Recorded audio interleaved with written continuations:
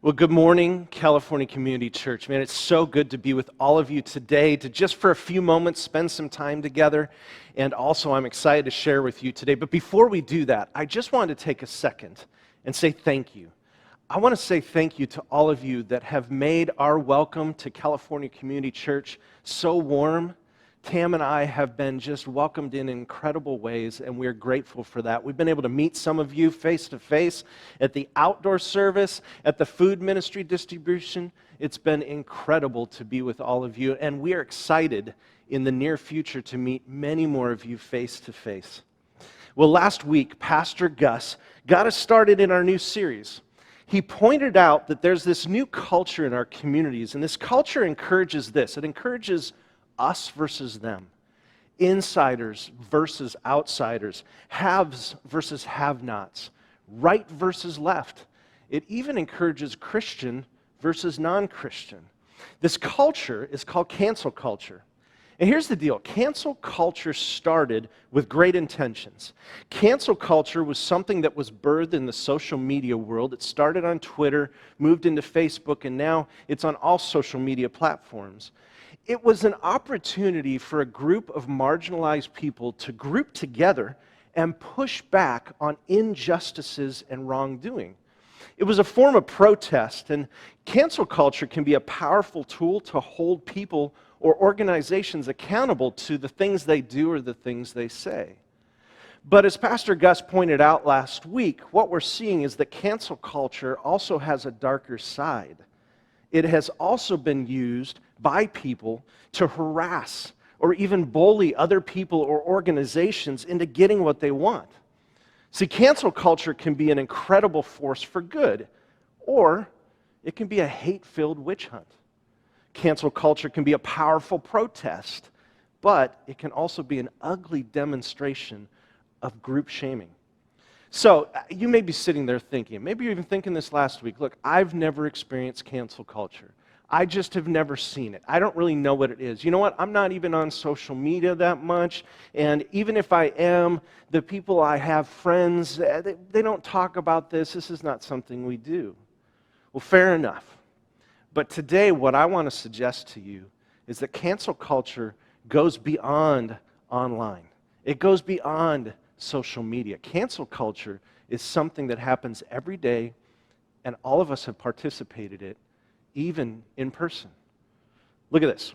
Have you ever made the choice to not invite someone to a gathering or an event or a party you're putting together because, you know what, you just don't like them? Or how about this? Have you decided to stop shopping at a store because you found out this store supports something that you don't like or you disagree with? What about this? Maybe there's a restaurant in town that you'd like to try out, but you don't want to go there because you heard the owner say something that made you frustrated or angry. This is cancel culture. We cancel people all the time. We protest and shut out organizations all the time. Look, my wife Tam does this. If you invite her over to your house and she finds out that you don't like Oreos, she will cancel that invite. But here's the reality. Some of us have made the decision to no longer support groups of people or organizations because we truly disagree with them ethically or morally. We disagree with what they stand for or support, and that is our protest, and that is our right. But we have to be aware that cancel culture, it can seek justice, or cancel culture can seek oppression. And here's what I want you to hear. Our strong stand for something can quickly turn into hate for someone. Years ago, our kids were young. Dakota, our son, was about 2, and Cassidy, our daughter, was around 5. You've seen Cass up here. She leads worship sometimes. Dad's pretty proud of her. But at this time, they were home, and Cass was out playing in the sandbox, and Mom was home with them. I was at work, and Cassidy was just having a good time. She was, enjoying herself in the sandbox like every kid should. And then Coda came out and joined her in the sandbox. Well, a few minutes later, something happened. All of a sudden, Cass came running in the house. Mom, Mom, Mom, Coda is throwing sand in the grass. Well, sure enough, Tam walked out and she saw sand all over the grass, so she reprimanded and disciplined Dakota, went back inside. A few minutes later, Mom, Mom, Mom, Coda is still throwing sand in the grass. Mom went back outside. Sure enough, there's more sand in the grass. She reprimanded Dakota, disciplined him, and went back inside. But moms have that intuition, so she knew something was up. So she decided to stay by the window and watch Cassidy and Dakota. Sure enough, a few moments later, what happened? Cassidy reached down. She grabbed this big scoop. She got a bunch of sand, and Cassidy threw it right out into the grass and tossed the scoop down. And then all of a sudden, Mom, Mom, Mom! Well, Cass came into that house and immediately got canceled to her bedroom. And later that night, her dad canceled her as well. But here's the deal. Cancel culture is something that takes place all the time in every aspect of her life. Cass just didn't want her brother there. She wanted to get rid of her brother from that play area, from that sandbox. She no longer wanted him there because she wanted that sandbox to herself. Cancel culture started showing up in the social media age around 2016, but here's what I want to suggest to you. Cancel culture has always been a part of our life, and I want to show you how cancel culture was actually here, existent, when Jesus walked the earth. There were these religious leaders in Jesus' time. They had created an oppressive culture. They were using religious law instead of for good, they were now using it to oppress and even destroy the rights and lives of the people around them. But then Jesus came. And what did Jesus do? He started to shake things up a little bit. He started to teach something different. He began calling out these religious leaders. He began holding them accountable for the things they were saying and the things they were doing. And then he began leading a movement that would cancel this religious culture and bring in a new age of love and forgiveness. And let me stop for a moment. If you're watching this today and you wouldn't call yourself a Jesus follower, that's okay. You know what? I'm just glad you're here with us today, but I want to be clear to you. You may have heard things about Christians. You may have seen things that Christians have done. You may even have personally experienced something said to you or done to you by a person professing to be Christian. And I want to tell you that you're going to hear today that Jesus came to this earth and spoke out against many of those things that you've experienced, seen, or heard. In fact, Jesus came to cancel much of that culture. And here today, my hope is this, that when you hear these things today, that you will get a better view, a better image of what Christians are to be and what Christians are to do. So there's a letter in the Bible. It was written by this guy named Matthew. Matthew was a tax collector. Why is that important? Well, tax collectors in Jesus' time were the worst of the worst. They were hated. They were loathed. They lied. They cheated. They manipulated. And if we're honest, they're not exactly the most popular group today as well. But the fact that Jesus was spending time with this guy Matthew really infuriated the religious leaders, because you didn't do things like this. You don't spend time with people that are enemies of religion and enemies of the law. But Jesus didn't just spend time with Matthew. Jesus actually invested into Matthew's life. Jesus called Matthew to follow him. He said, hey, let's hang out. Come follow me. And Matthew ended up becoming one of the closest friends of Jesus when Jesus was on this earth. He became one of the 12 followers of Jesus, the disciples. Later on, Matthew would write a letter about his interactions with Jesus. And I want to share some of the stuff that Matthew told us.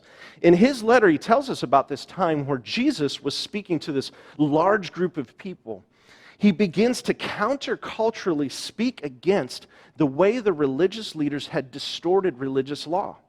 You may have heard this called the Sermon on the Mount. The Sermon on the Mount is just called that because there were so many people that Jesus had to literally climb up a hill so that he could be seen and heard clearly from all the people that were there. So here's Jesus in the midst of this religious culture, and he begins calling them out. Look what he says here. You have heard that our ancestors were told, you must not murder. If you commit murder, you are subject to judgment. But I say, if you are even angry with someone, you are subject to judgment. If you call someone an idiot, you're in danger of being brought before the court. And if you curse someone, you are in danger of the fires of hell. Whoa, Jesus, wait a minute. You're telling me that if I'm even angry with someone, that's as bad as murder? And if I cuss someone else out, it's worse? I don't know about that, but go on. I'm listening. So Jesus goes on.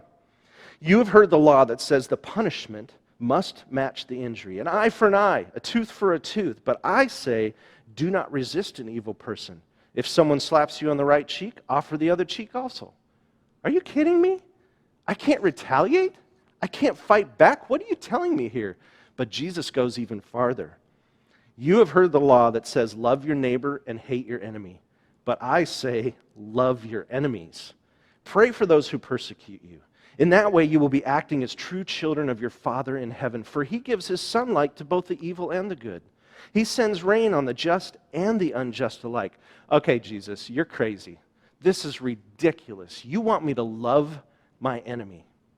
Do you guys remember when all of us had access to toilet paper, and we used to throw toilet paper into the trees of our enemies? But all kidding aside, how in the world am I supposed to love an enemy? I don't like them.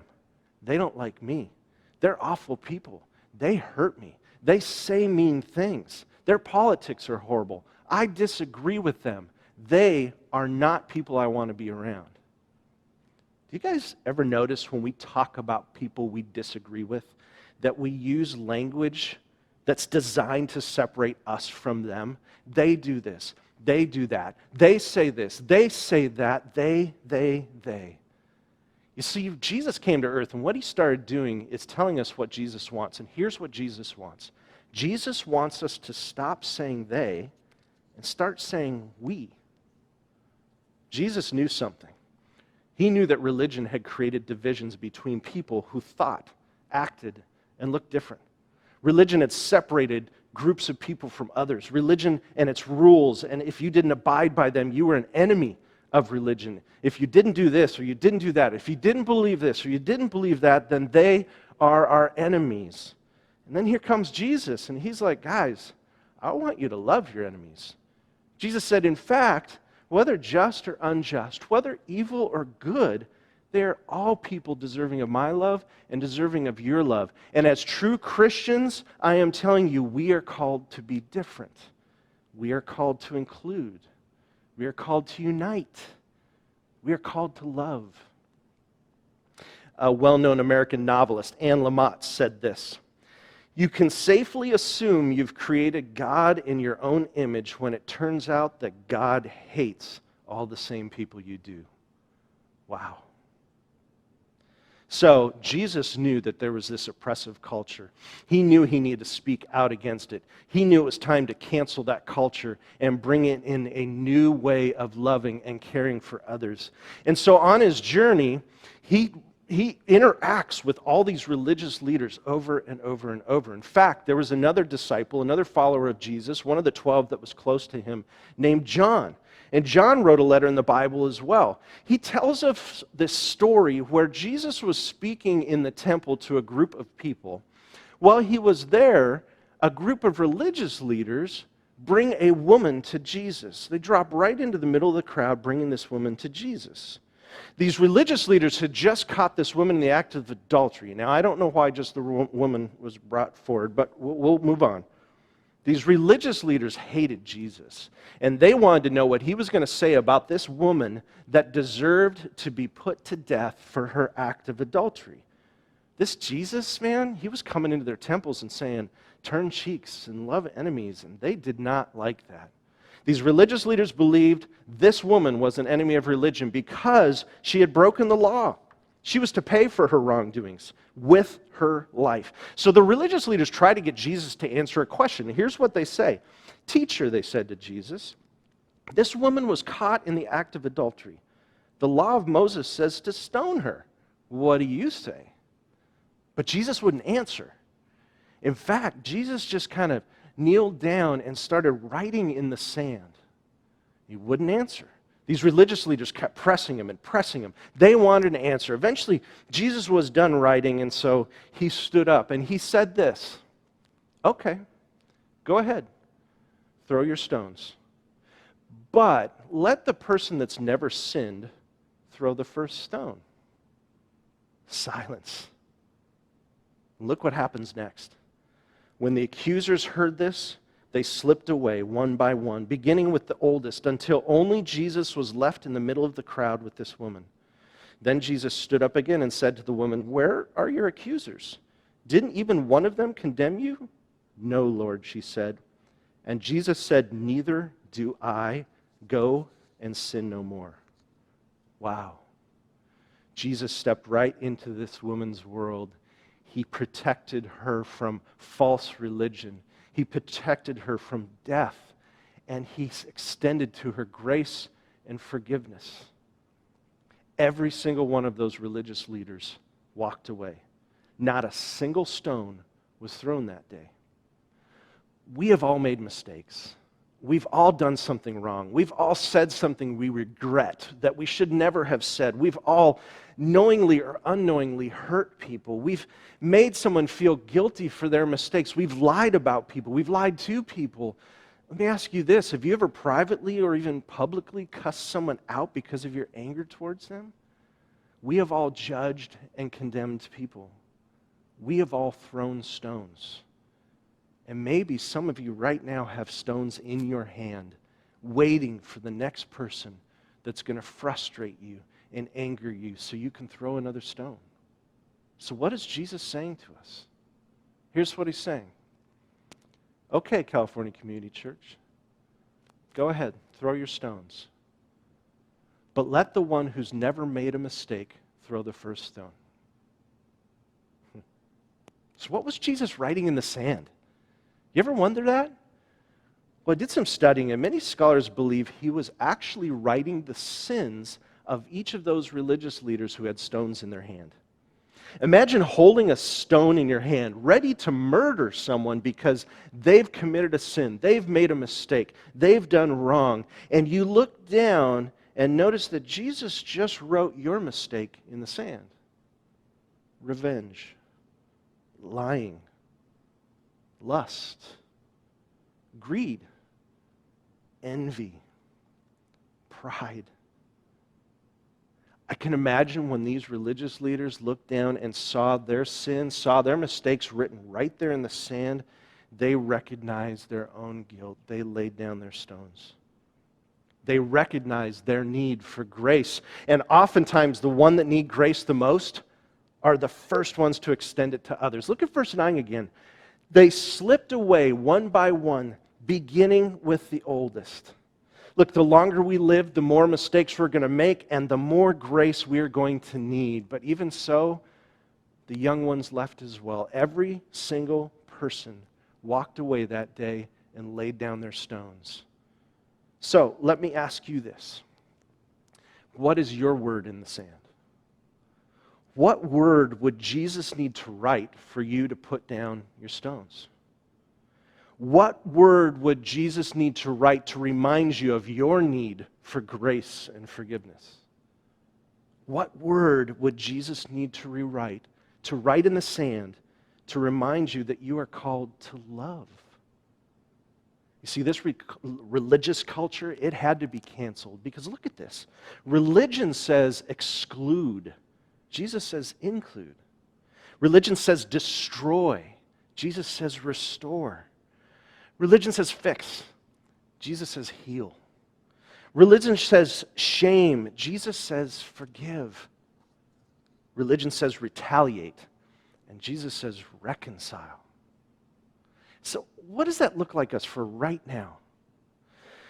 Maybe you're just really struggling with a group of people that you just don't like or you flat out disagree with. Their beliefs, the way they stand for some cultural or social event. What would happen if you started focusing on we instead of they? And you sought to find unity. You sought to find the ability to have common ground with that group. You might not disagree, but you can still be a people that love each other. What would that look like for you this week? Maybe there's an old friend. This friend, they really upset you. They hurt you. You said some things you shouldn't have said, and you guys have been disconnected for a long time. Maybe putting your stone down this week is reaching out to them and reconciling with them. Or how about that boss that really irritated you? In fact, he embarrassed you in front of your coworkers. Maybe putting your stone down this week is you praying for that boss. How about that family member? You know, the last time the family got together, you guys went at it. You were arguing about politics all afternoon long, and you really angered each other, and you guys haven't talked since. Look, you know they're a good person. What if your stone being put down is you picking up the phone and calling them and saying, let's start over? Listen to this. I want you to hear this. The love that God calls us to is not easy because it's meant to change the world. This last 4th of July weekend, there was a man named Majit. Majit was camping with his family at Kings River right here in California. He and his family had just immigrated recently from India. Majit had big dreams. He was going to school to be a truck driver. He was going to make a new life for himself here in America. Majit was a very cautious person. His family said that during this camping trip, he didn't really even get in the river. And if he did, he never really got above his knees in the water. Well, one evening, his cautiousness was set aside as he heard the cries of a mother. He turned around and he saw her 3 children floating down the river.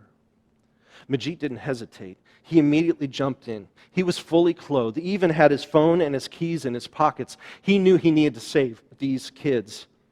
When he couldn't reach them, he needed something, a rope or something.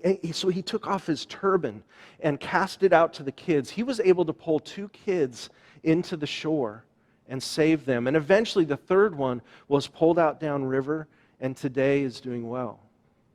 Unfortunately, Majit lost his life in the process. Majit died during a heroic act of love for others. Look, Majit was scared of the water, but his love for those kids was more important than his fear of that river. Majit used his turban as a rope to try and save these kids because his love for those kids was more important than his religion. Majit was starting a new life in America, man. He had high hopes and dreams, but his love for those kids was more important than his own life. We will never know if the family Majit gave his life for agreed with him politically, or if they all aligned in religious views. But what we do know is that Majit got it. Majit saw them as his own. Majit saw we, not they. Maybe this week we drop our stones. Maybe instead of throwing stones, we throw words of kindness. Maybe instead of throwing stones, we throw acts of good. Maybe instead of throwing stones, we throw grace. We throw forgiveness. Maybe instead of throwing stones, we throw ropes. Let me pray for us this morning. God, you have challenged us this day to change the way we think. And in doing so, to change the way we act. God, I pray that in every way you cancel any type of culture within us, within our hearts, within our minds, that seeks to oppress another person or a group of people. Cancel that out of our life, Lord, with the instilling of your love and grace and forgiveness for us, God, that we know you more, that we know your love more, that, Lord, we can then turn around and hand that to others and be the Christians you have called us to be and do the things you have called us to do. God, help us lay down our stones this week and love one another. We ask these things in Jesus' name. Amen.